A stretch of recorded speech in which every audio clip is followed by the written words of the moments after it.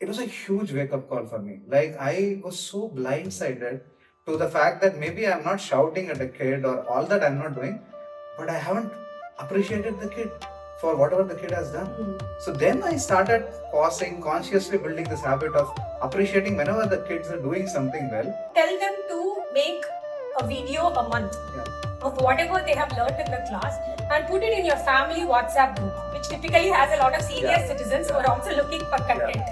And you know, when those words of appreciation poured in, right? The parents said, now my child is like already raring to make the next video. So I've heard cases where the teacher told the parent that, if the student doesn't practice, don't give them food for 2 days. And the parents were actually not given food for a day or 2 days.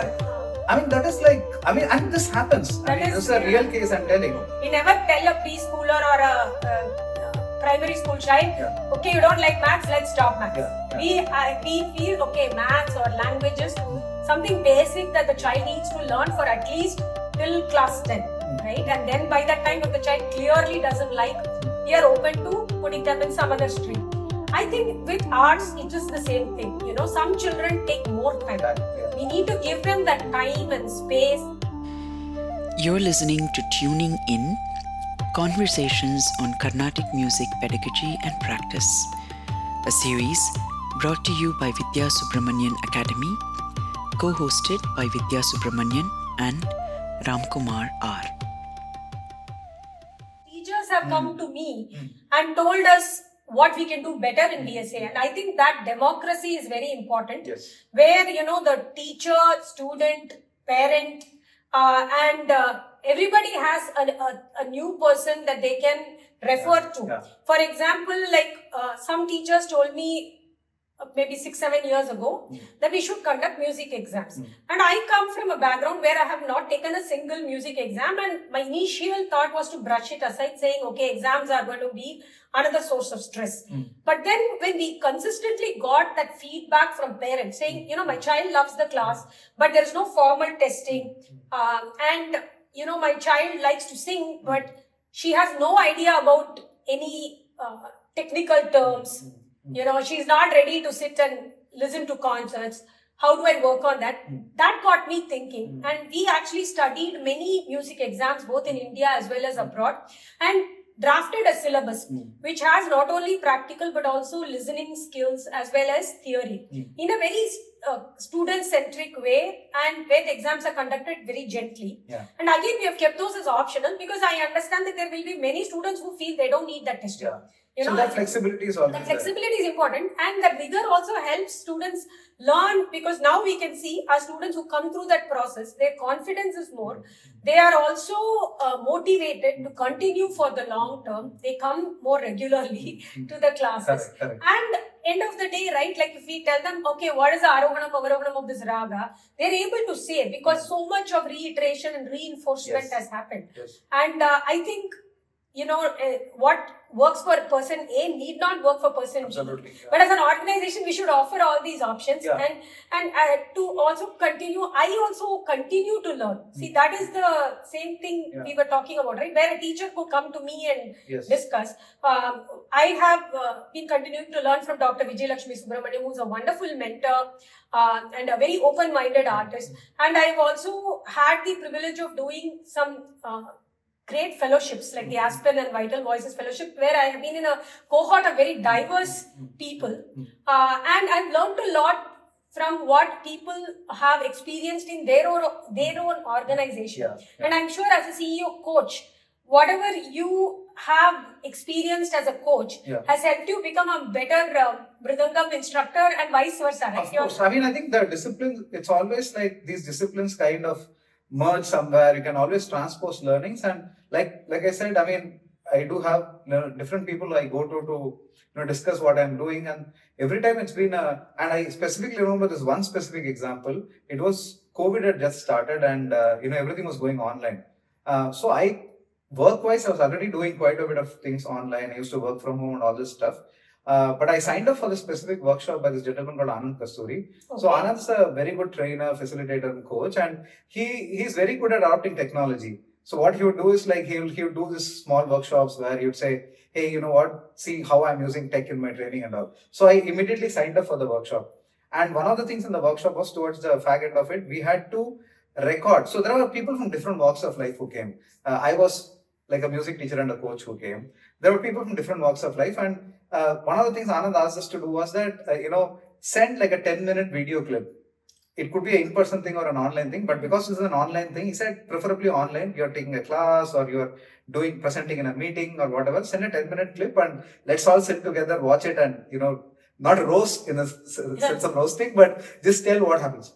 So everybody looked at my clip and Anand said that, Ram, I see that you're smiling, you're kind to the child and who you're teaching and all that stuff. So this is a Mridangam. This was a Mridangam class that you shared. I shared, right? Okay. Actually, it was So then Anand was telling me, like, you are not unkind, you are not saying anything wrong, but you are also not appreciating. Uh-huh. So he said, I understand this is a 10-minute clip from a 1-hour class, but in this 10 minutes, I didn't see you appreciate the kid at all. It was a huge wake-up call for me. Like, I was so blindsided to the fact that maybe I'm not shouting at a kid or all that I'm not doing, but I haven't appreciated the kid for whatever the kid has done. Mm. So then I started pausing, consciously building this habit of appreciating whenever the kids are doing something well. So I may not be fully there yet, but I'm aware now and I try doing it a lot. So I think as a teacher, just getting exposed to different kinds of people, reading different stuff, attending these things, I think it gives you new thought patterns and it helps you understand how you can do better as a human being and as a teacher. That's a beautiful point you made, because I think in our culture, traditionally we are a little miserly when it comes to appreciation because we feel the other person may get arrogant or something. Yeah. But I think today's youngsters and children, they are a lot more balanced than we credit them to be. Yes. And in fact, I had this interesting conversation with my child's school teacher a few years ago, where she said, I went to the class and I said, your board exams are coming up. If you don't do well, your future is at stake. And she said, one kid got up and said, I am very confident that even if I fail in the board exams, my future will still be okay. I will rebuild my future and I will do well. And she said it was a wake-up call for her because she realized that today's children, they have that confidence in themselves. And while, at the outset, you may feel the child is arrogant. It is not so. It is a very genuine feeling where children feel that board exam marks are not the only determinant of one's success or even one's intelligence or capacity. And I think it is the same thing, like you said, if you make the child smile, they are more likely to come back and do the thing. And in VSA, we did this little experiment for a while where when parents used to say that their child is not practicing, we used to say, and this is typically for very small children who are beginners, tell them to make a video a month of whatever they have learnt in the class and put it in your family WhatsApp group, which typically has a lot of senior citizens who are also looking for content. And when those words of appreciation poured in, right? The parents said, now my child is like already raring to make the next video. And maybe a generation ago, firstly, we didn't have all these WhatsApp groups and this type of technology. It was a different lifestyle. Today, rather than, looking at the technology only as a negative, we have to see how to positively cultivate it and use it in a responsible way. You can't I think the appreciation and kindness plays a very important role, especially for kids who are attuned to that, right? Like my child, right? He does very well. I've seen that he does very well when he gets kind teachers at school or in music, right? So he does very, very well with very, very kind teachers. And so, as a teacher, when I work with for example, my dilemma sometimes has been that when I'm working with other kids or other people, I'm very kind. But when it comes to my own child, sometimes like after a certain point, especially after he's grown up a bit now, he's not still an adult, he's not even teenager yet. Yes. But I have this expectation, right, that, hey, you should do this well, etc. So sometimes I've caught myself, in the act of, going, how do I put it, like not being so patient with him, right? And that has been it's been literally like an awakening moment for me, because how come I'm so polite and kind with all the other students, but when it comes to my child, I have been, especially after knowing that my child loves teachers who are kind. So I think I have tried consciously to change my approach there. So there are students who will be very goal focused, for whom, like you said, exams really help, because giving them short term goals rather than saying, this is a long journey, you know, be at it and you'll get somewhere. And they're like, oh, what is this? And they're like left the room mentally even before you know, said anything else. Or for example, for children who are like scared of exams and they're saying, hey, you know what, you know, I would like to take it a bit slow, and you know, so then being more kind with them and being, you know, giving them at a pace that can really work for them, I think really helps. So I think in a way, what the takeaway for me from what you said about teachers or parents or everybody in general is that, you know, more kindness, more appreciation, more awareness of how the person is with whom we are trying to work. I think it helps a lot. And also, kindness need not be only blindly praising. See, you can even give the corrections in a kind way.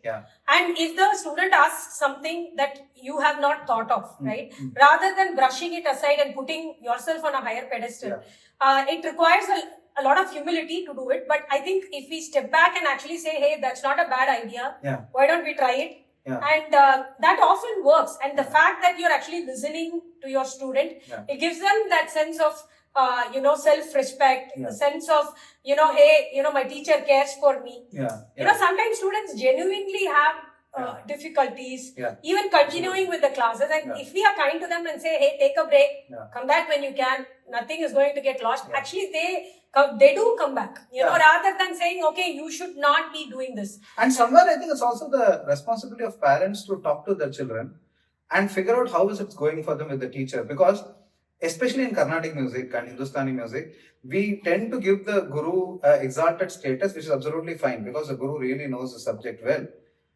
But you know, I mean, as a human being, everybody is a human being and everybody has their, you know, areas where they are good and areas. So I've heard cases where the teacher told the parent that, you know, if the student doesn't practice, don't give them food for 2 days. And the parents who have actually not given food for a day or 2 days. I mean, that is like, I mean, and this happens. I mean, this is a real case I'm telling. So, I mean, as a parent, we need to think. I mean, you are a human being. You have been endowed with whatever, you know, a head and brain inside that and all of that stuff. What is it that I'm doing here? So instead of, you know, obviously, you know, you get influenced by certain things rather than society, etc. But you need to be there for your child. I mean, your child really needs you, especially in the early years, to watch out for, I mean, you know, and whether things are happening properly or not. So I think it's a parent's responsibility to also kind of oversee, keep checking how is the relationship going. And parents should be open to changing the teacher. I mean, I'm going to draw a lot of flag for this, especially because a lot of the Carnatic music gurus keep talking about, hey, you know what, these parents keep changing, the student keeps jumping, etc. I think if there is both sides responsibility in that. If somebody is coming to me and going somewhere else, I can't put it entirely on the student. I have also played a part in that somewhere, right? There's something and it need not even be a dispute always, right? Like somebody can, you know, I've had a student, for example, who wanted to learn very fast, like one song, and she was very talented also. But at some point, both of us decided that the expected pace was not aligning, and I myself referred her to another teacher and asked her to try it out. So what I also feel is, as a teacher, if a student doesn't gel with my teaching style, rather than taking personal offense, see what you can do. You know, maybe talk to the student. You can try to realign the goals. If it doesn't work, let them, you know, move on to somebody whose style matches their goals better. And as you said, it's not a bad thing for a parent also to watch out for how the classes are going and how, see, sometimes a teacher may be brilliant, but may intimidate your child and drive your child away from the art form itself. Or the teacher is brilliant, but doesn't have time. You know, the classes are very sporadic. Or when they happen, the teacher is not able to focus and work on the nitty-gritty that children need. So it could be any factor like that. It's better to look out for it, have a conversation with the guru if the guru is willing. And if it doesn't work, I think as a parent, you know, I would rather have my child learn music than give up on it if the child is interested. So it's important for, as a guru also, to reorient, because things are changing. And I think it's also, I want to say, that as a culture, we are very personality driven, Yes, right? yes. In any field, whether it's sports, politics, Yeah, arts, yeah. we tend to hero worship Yeah. the greats. Yeah. And as a result, we place them in an exalted status and we become scared to correct. We don't need to correct that person, but we may need to course correct for ourselves or our children if things are not panning out the way we expected. Yeah. And I think we should have that boldness as a parent, because end of the day, we want our child to love the art form. There need not be any disrespect given to the teacher. Correct. You know, it need not be some. That's why I said it need not be an ugly argument. Yeah, or it need not anything. be in dispute per se, but yeah, Correct, just correct. not working out for your kid for whatever reason. Right? Yes, yes. And I think as a teacher also, we have to understand this is a knowledge era. Yeah. And I think I want to give examples, like 2 examples here. One, I will start with the Carnatic Music Trinity, who are the biggest inspiration for any musician or student of Carnatic music. We can see that they never cared about any award, monetary compensation, fame. They just surrendered to God, and, you know, with their amazing interdisciplinary knowledge, they gave us these gems of, you know, so many compositions which have spawned an entire ecosystem today. Yeah. You know, so many hundreds and hundreds of musicians, thousands of students are learning and enjoying. And when you look at the Trinity and all the great composers like them, they didn't, you know, get anything beyond it except their self-fulfillment, right? Yeah. So when the greatest contributors have been so humble, then I think as a teacher today, I need to take a leaf out of that book and say, okay, how can I help my students learn? If what I'm doing is not working, how can I change things to make it work for that particular student? And the second thing I also wanted to mention here is when we take our child and put them in a school, right, a regular school. Yeah. As parents, we are very accepting when our child says, okay, I don't like maths. Yeah. We think, okay, how do I make my child get better at maths? Rather than saying, okay, we never tell a preschooler or a primary school child, okay, you don't like maths, let's stop maths. We feel, okay, maths or languages, something basic that the child needs to learn for at least till class 10, right? And then by that time, if the child clearly doesn't like, we are open to putting them in some other stream. I think with arts, it is the same thing. You know, some children take more time. We need to give them that time and space. It need not be the same, you know, path for every children. Just like if our child struggles in math, we are okay to putting them in an extra tuition. Same thing, if our child takes more time to learn music, let them take, you know, let them enjoy and do it. I've seen students here who have not been able to align with Shruti. And what we do in VSA is we teach them a lot of simple songs like bhajans, namavalis. Many students who struggle with Shruti alignment are able to better understand ups and downs in tune. When we do that in a friendly way for a couple of years, and sometimes it's sooner than that, they start understanding the sarigama better. Okay, rather than that, you know, sometimes teachers say, okay, you are not musically gifted, you don't fit into a class. I think personally, I don't feel we need to do that. You know, better to customize the approach, make the student learn in a way that their brain can understand and cooperate. And I feel the learning outcomes tend to be much better that way. This way, I mean, the teacher also has a responsibility here, right? To kind of see what's appropriate for the kid also, because obviously you've been teaching, you have that experience and you have seen many human beings. So I want to give 2 examples here. One was this case of a child who was, so the father had come and said that, you know, I want this kid to learn Mridangam, and said we are Hare Krishna devotees, like ISKCON devotees, Hare Krishna movement, and fundamentally, I want him to learn Mridangam to be able to play we have regular congregations, and he is very interested in rhythm. He keeps tapping, but he doesn't know what exactly to play. So I see the interest, but, you know, we would like through VSA, I mean, he had approached and he had said that I would like this kid to actually learn Mridangam, right? So I was asking him initially, like, both are slightly different in the sense that, yes, that's a whole, and then you can play that, but, you know, of course, learning Mridangam here will help you do that, but this is a different ball game. That's a different ball game in a way. And if you want him to perform in Carnatic concerts and Mridangam, it's a different kind of a training and it will become intense later, etc. This is a different thing. There are certain standard set of beats and all that stuff with which you can actually play and enjoy. Right? So he was initially very adamant that let's try out the Mridangam, Carnatic Mridangam route. But after a few classes, I clearly saw that the child was very interested in the Hare Krishna thing. So we used to get the songs and try to play it in class. And with whatever little progress the child made in the basic notes of Mridangam, you would try to see what fits, etc. So I used to go back to the father again and again, and I was telling him, why don't you just take this kid to a Mridangam or Kol player in Hare Krishna, this thing, and ISKCON, and just try it out. I mean, what's wrong in trying? Why are you thinking that only Carnatic Mridangam is going to help him? And then you won't believe he actually did that. And he was so happy that the kid was picking it up, very well.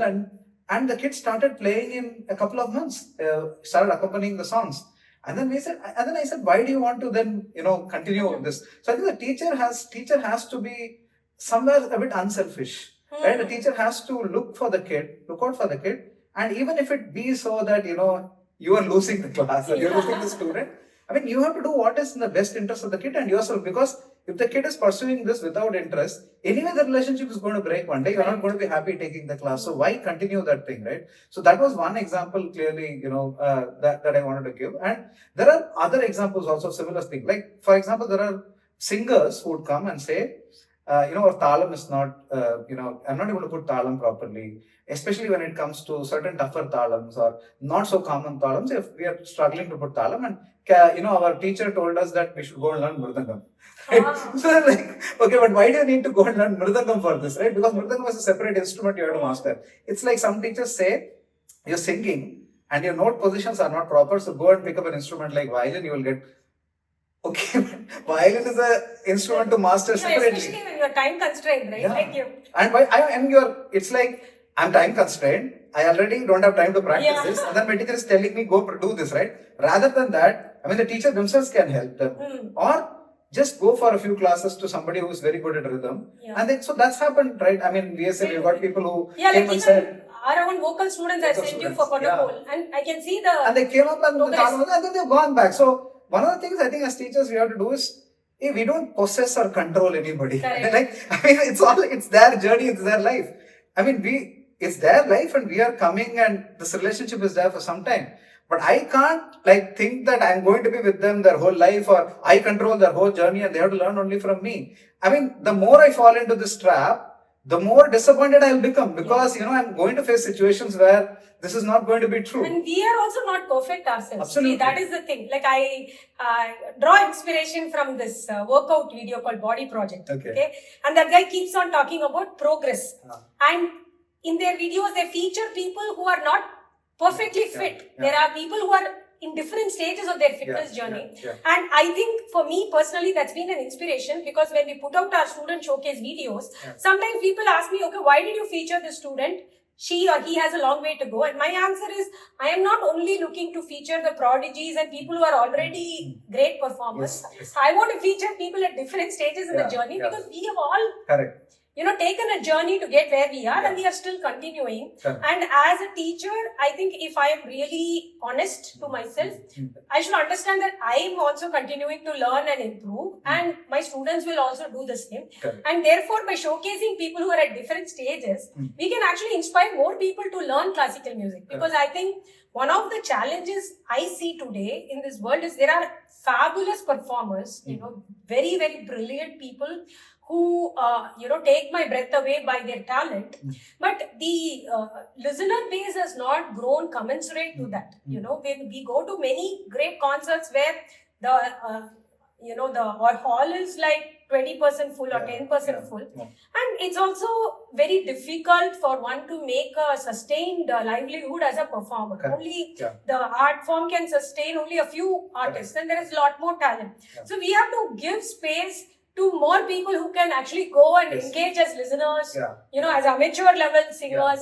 Not everybody need to vie for that evening slot and everything, right? Like you can be at a different point, you can be have a day job and sing at an amateur level. We don't need to put down such people. We should encourage such people and we should actually encourage our children to go and listen to all kinds of performers and people at all levels. What is your take on that? No, absolutely, because I think we need listeners. Yeah, exactly. And listeners, especially this kind of an art form, the more we listen to and the more we understand, the more our listening also becomes more nuanced. If the listeners are able to learn may not be to perform, but to, just identify stuff, or Yeah. just go, just for the fun of it and joy of it, right? I go home and I sing that for my own sake, right? And I'm very happy. That's enough. Everybody doesn't need to be a performer that way, right? So if the more people generally get involved with the art form, the more they'll go and listen as well, the more the art form gets enriched, right? By people who are more knowledgeable now, listen to more nuances. Then as an artist also, my responsibility also grows, right? That I have more listeners who know the art form more, Right. etc. And I work then to, on my art, therefore, to kind of keep improving myself, etc. Thank you for listening to Tuning In. If you enjoyed this conversation, be sure to subscribe to the Vidya Subramanian Academy YouTube channel for more thoughtful discussions on Carnatic music pedagogy and practice. You can also follow Vidya Subramanian Academy on Instagram for updates and new episodes. And visit our website at www.vidyasubramanian.com. Until next time, keep listening and keep learning.